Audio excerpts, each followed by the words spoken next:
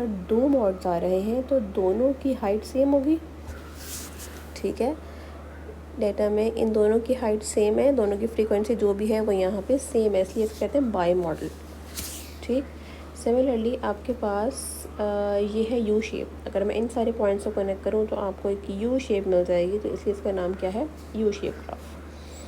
अच्छा जी, आगे बच्चों अगर हम चलें तो कुछ प्रैक्टिस क्वेश्चंस आपको दे देने चाहिए, ठीक है। चलिए प्रैक्टिस क्वेश्चंस मैं आप लोग के निकालती हूँ अभी। अच्छा, अब ये देखें, using the histogram shown here to the following. Graph आपको बना हुआ दिया हुआ है, क्लास बाउंड्रीज एक्स एक्सिस पे, फ्रीक्वेंसी वाई एक्सिस पे, कंस्ट्रक्ट अ फ्रीक्वेंसी डिस्ट्रीब्यूशन। अब फ्रीक्वेंसी डिस्ट्रीब्यूशन का टेबल बनाना है आपने। क्या क्या बनाना है उसमें, इंक्लूड क्लास लिमिट, यानी कि class intervals, class frequencies, mid point and commutative frequencies. Class limit कैसे बनाओगे बच्चों, हिस्टोग्राम का जो ग्राफ बनता है आपके पास वो बनता है, अगर मैं यहाँ पे ये एक रफ स्केच आपको करके दिखा दूँ, हिस्टोग्राम का जो ग्राफ बनता है बच्चों आपके पास, उसमें आप लोग लेते हो क्लास बाउंड्रीज़, ठीक है। तो ये क्लास बाउंड्री लिखी हुई है लेट्स सपोज 21.5 से 24.5 तक, ठीक। इसके बाद वो कह रहे हैं फ्रीक्वेंसी बनानी है, फ्रीक्वेंसी बनानी है, और फ्रीक्वेंसी बनाने के बाद बनाना है मिड पॉइंट, ठीक। तो फ्रीक्वेंसी कैसे लिखोगे, 21.5 से 24.5 तक की हाइट कितनी है हमारे पास, 1, तो फ्रीक्वेंसीज की आ गई 1। सिमिलरली 24.5 से 27.5 यानी कि ये जो सेकंड बार है इसकी हाइट कितनी है आपके पास, 3, तो ये आपके पास आ गई 3, ठीक।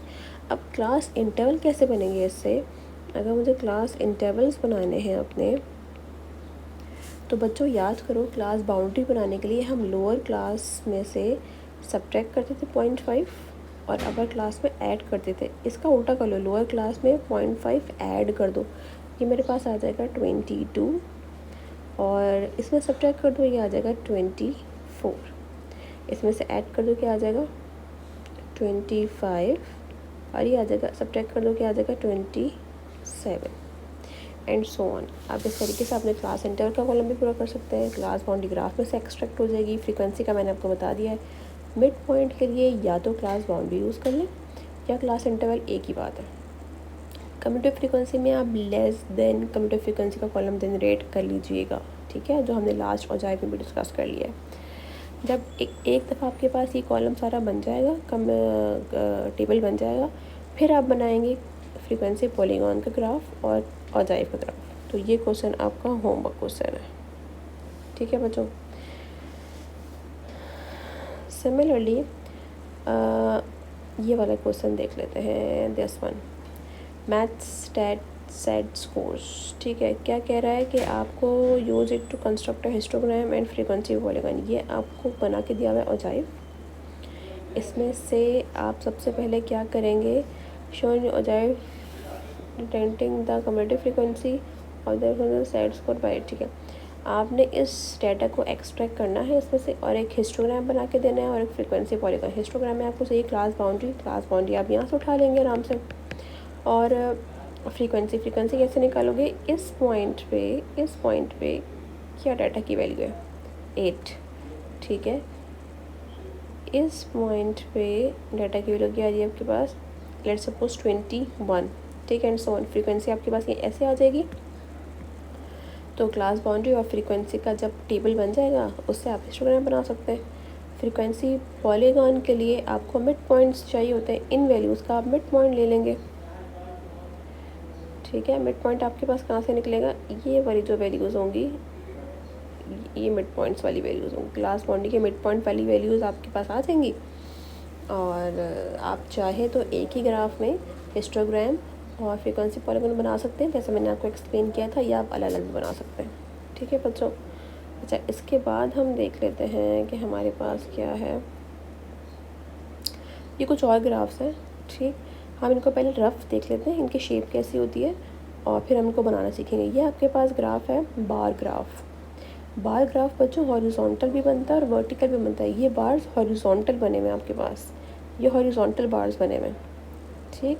और ये वर्टिकल भी बनते हैं, ये इस तरीके से भी वर्टिकल भी बनते हैं। This is called bar graph. Bar graph और हिस्टोग्राम में डिफरेंस ये होता है कि बार ग्राफ में आपके पास गैप होता है बार्स की इन बिटवीन, जबकि हिस्टोग्राम में कोई गैप नहीं होता। This is called Pareto chart. Pareto chart और हिस्टोग्राम में डिफरेंस ये है कि परेटो चार्ट में आपके पास डिसेंडिंग ऑर्डर में जो है बार्स बनते हैं। आपका जो भी डाटा गिवन होता है उसको पहले आप अरेंज करते हो डिसेंडिंग ऑर्डर में, बड़े से छोटे की तरफ, और फिर आप चार्ट बनाते हो और बार्स बनाते हो, और गैप बार में नहीं होता। और ये आपके पास क्वालिटेटिव डाटा के लिए बनाया जाता है। तो ये आपके पास हो गया Pareto chart. This is graph of time series graph. इसके लिए आपको टाइम का होना बहुत ज़रूरी है, पता होना बहुत ज़रूरी है। तो this is called time graph. Time एक इंडिपेंडेंट वेरिएबल है, इसलिए हम टाइम को एक्स एक्सिस पे लेते हैं, बाकी दूसरे वेरिएबल को वाई एक्सिस पे लेते हैं। इससे तो सब फैमिलियर है कि ये आपके पास है bar graph. This is a graph of dot dot dot dot. मैंने क्लास में आप लोगों को सिखाया भी है, मैं एक दफ़ा फिर यहाँ पे बता दूँगी। इसमें सिर्फ डॉट डॉट डॉट्स ही बन रहे होते हैं, ठीक है। यहाँ पे उन्होंने बार ग्राफ बनाना बताया अभी है।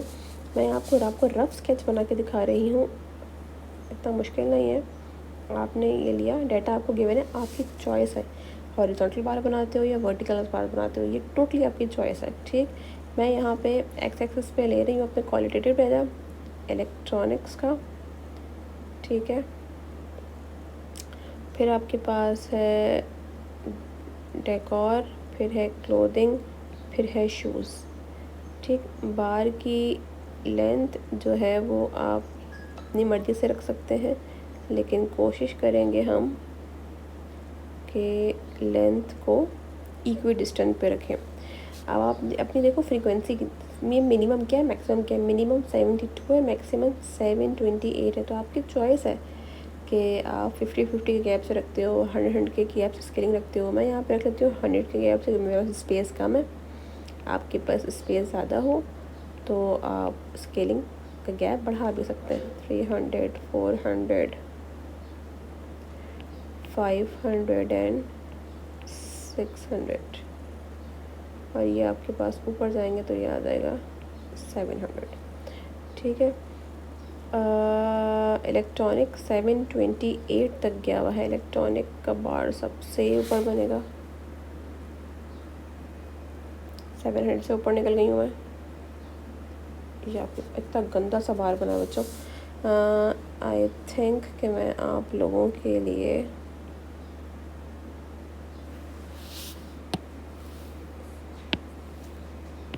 बच्चों ये हम